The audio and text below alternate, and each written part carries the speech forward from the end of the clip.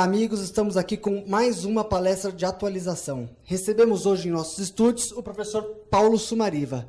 O professor Paulo Sumariva é delegado aqui em São Paulo, mestre e doutorando em Direito e falará conosco hoje sobre princípio da insignificância nos crimes contra a administração pública. Seja bem-vindo, professor. A palavra é com o senhor. É um prazer estar aqui no Instituto LivreNet, nessa nova iniciativa, nessa empreitada que realmente nos deixa muito felizes em participar disso. Tá? É uma ideia nova, algo muito interessante. E hoje nós vamos falar sobre princípio da insignificância nos crimes contra a administração pública.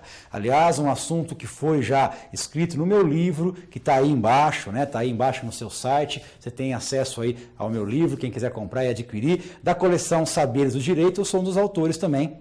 Eu já falei sobre esse assunto com mais detalhes na obra e vamos aqui explorar um pouquinho, atualizar, trazer aqueles conceitos mais importantes relacionados a esse assunto. Crimes contra a administração pública e o princípio da insignificância.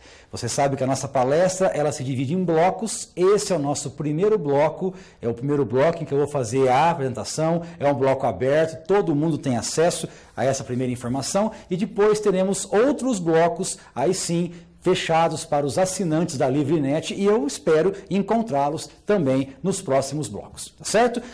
Princípio da insignificância. Cabe ou não cabe no direito administrativo? Cabe aonde o princípio da insignificância? Qual é a sua finalidade? Qual é a sua real conclusão dentro do direito? O princípio da insignificância, ele exclui a tipicidade. Sim, ele exclui a tipicidade material. Com isso, ele pode ser aplicado em qualquer crime?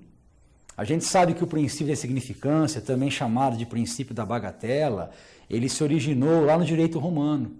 Ele foi introduzido no sistema penal em 1964 por Claus Oxin. Para qual finalidade? O objetivo desse princípio era justamente separar o direito penal, a aplicação do direito aquelas condutas em tese insignificantes. Ora, se não há afronta, se não há lesão ao bem jurídico protegido, por que aplicar o direito penal a esse caso? E quando ele surgiu, o princípio da bagatela, quando ele teve origem lá em 1974, esse princípio veio para ser aplicado de maneira inicial nos crimes patrimoniais. A ideia era essa.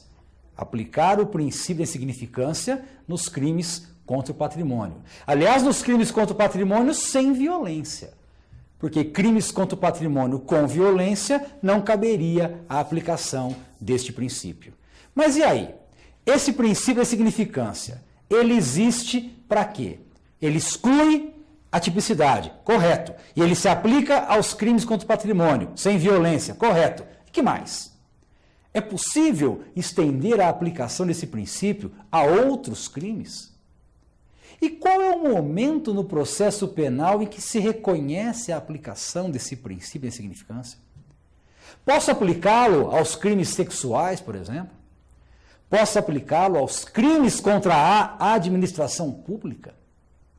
Será que a moral administrativa pode ser medida por princípio da insignificância? Será que eu posso pensar nisso? Será que isso aí é possível? Vejam, nós temos decisões do STJ, nós temos decisões do STF, vários julgados, uns reconhecendo e outros não. Aliás, é isso que nós vamos analisar a partir de agora, nesses blocos que nós temos pela frente em relação ao princípio da insignificância nos crimes contra a administração pública. Nós sabemos que a administração pública, ela protege o quê? Ela protege a moralidade administrativa. Peculato, o peculato existe sim. O peculato protege a moral administrativa. E como que eu posso, então, falar em insignificância se o bem jurídico protegido não é patrimônio? Qual medida eu vou usar para aplicar a insignificância nesses casos? Isso é possível ou isso não é possível? Vejam, importante destacar que a insignificância, segundo o Supremo Tribunal Federal, ela exige o preenchimento de alguns vetores. nós podemos encontrar 4 vetores principais, 4 vetores importantes em relação ao princípio da insignificância, que eu tenho que encontrá-los dentro do processo, dentro da causa, dentro da ocorrência, para poder, com isso, excluir e aplicá-lo no dia a dia. Quais são esses vetores? 4 vetores. Mínima ofensividade da conduta do agente. Então, nós temos a mínima ofensividade da conduta do agente. Segundo vetor, nenhuma periculosidade social da ação. Nenhuma periculosidade social da ação. Terceiro vetor, reduzidíssimo grau de reprovabilidade do comportamento. Reduzidíssimo grau de reprovabilidade do comportamento. E o quarto vetor é a inexpressividade da lesão jurídica provocada. Ora, o princípio da insignificância é a exclusão da tipicidade material. O fato é atípico. Não há interesse do direito penal em ser aplicado a esse caso. O fato é atípico. Mas e aí? E aí? Imaginemos a aplicação desse princípio num crime contra o patrimônio. Tranquilo. Imaginemos que alguém resolva subtrair. Aliás, um julgado recentíssimo agora do STJ. Uma mãe, ela entrou num supermercado e ela subtraiu do mercado uma chupeta, uma mamadeira e um kit de shampoo. Todos esses produtos foram avaliados, tá? E a avaliação não ultrapassou R$80. Todos os produtos avaliados tiveram uma soma de R$78. Vejam, o que é R$78 para um patrimônio de uma rede de mercado? Posso falar que houve ofensa ao bem jurídico protegido? Está lá o bem jurídico protegido, está lá. O patrimônio do mercado? Será que R$80, menos disso, afeta o patrimônio de uma rede avaliada em milhões? Claro que não. O que veio o STJ e declarou?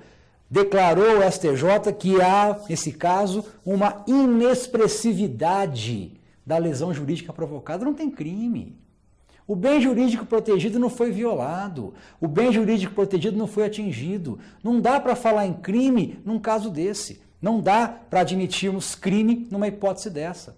Nesse caso específico, nesse julgado recente do STJ, a mãe era reincidente. E muitos diziam que a reincidência afasta o princípio da insignificância. Será? Será que a reincidência afasta o princípio da insignificância? Será que o fato passa a ser, então, típico, materialmente típico, se o agente é reincidente? Ora, convenhamos, no direito penal, a reincidência ela é analisada em que momento do processo? Em qual momento eu vou avaliar a reincidência? A reincidência eu avalio no cálculo de pena como agravante, como circunstância agravante, na segunda fase do cálculo da pena. Ora, como que eu posso então admitir a inexistência do princípio da insignificância pelo fato do réu ser reincidente?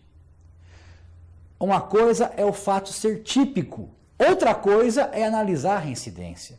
Em nada afeta a aplicabilidade deste princípio, desse importante princípio, se o réu é reincidente. Em nada afeta. Continua o fato sendo atípico, continua inexistindo violação ao bem jurídico protegido.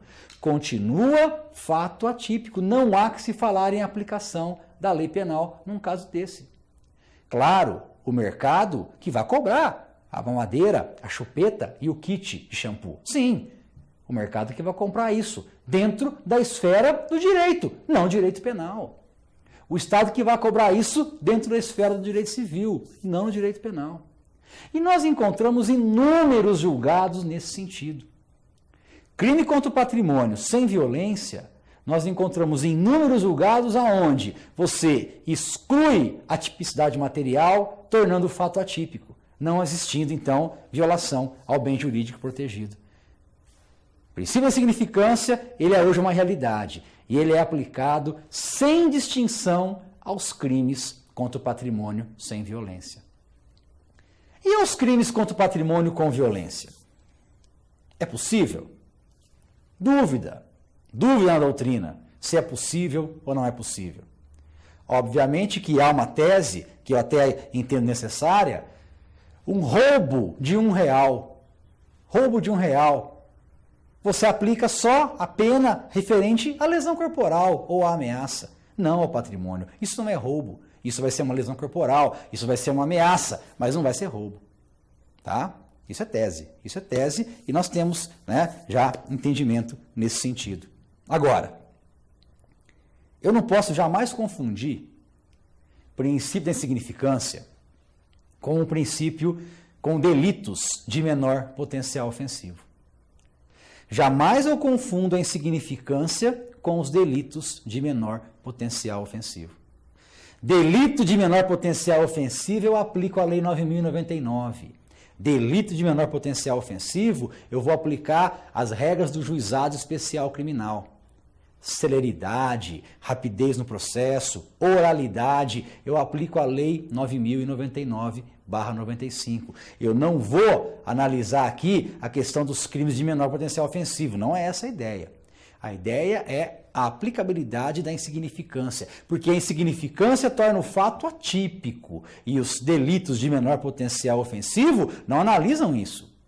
Para os delitos de menor potencial ofensivo, você tem sim um fato típico, só que o Estado ele aplica uma sanção proporcional à lesão praticada pela conduta do agente. Ok? Então nós temos sim delitos de menor potencial ofensivo, que tem crime, que está definido, que tem tipicidade. Não é essa a questão. Eu estou falando aqui do princípio da insignificância, que irá afastar a tipicidade material, tornando com isso o fato atípico. Legal? Volto a insistir no assunto. Cabe ou não cabe o princípio da insignificância nos crimes contra a administração pública? E aí? Pode ou não pode? E a insignificância imprópria também existe? E o princípio bagatelar impróprio, a infração bagatelar imprópria, ela é reconhecida nos crimes contra a administração pública? Temos norma penal, temos lei, temos um artigo do Código Penal que reconhece ela? O que é a insignificância imprópria? O que é isso? Como que funciona? Como que fica a nossa administração? Aplica a insignificância imprópria ou não aplica? E mais um ponto muito importante que nós vamos debater nos próximos blocos.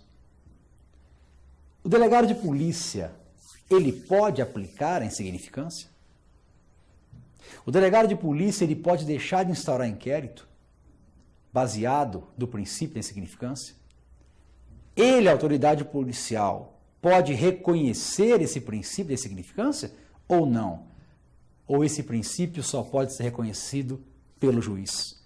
Esse princípio só pode ser reconhecido pelo Poder Judiciário. O delegado prende em flagrante? Prende em flagrante e só depois da prisão em flagrante é que o juiz pode então reconhecer a insignificância? Eu vou prender em flagrante alguém que furtou uma gilete, uma presto-barba de um camelô? Prende em flagrante? Alguém que furtou um bombom sonho de valsa de uma grande rede de mercados? E aí? Aplica ou não aplica o princípio da insignificância? O delegado pode ou não pode reconhecer o princípio da insignificância? Todas essas questões precisam ser solucionadas. O assunto é muito bacana, o assunto é muito interessante e eu quero saber até onde vai o alcance das mãos da justiça para eliminar esses delitos sociais.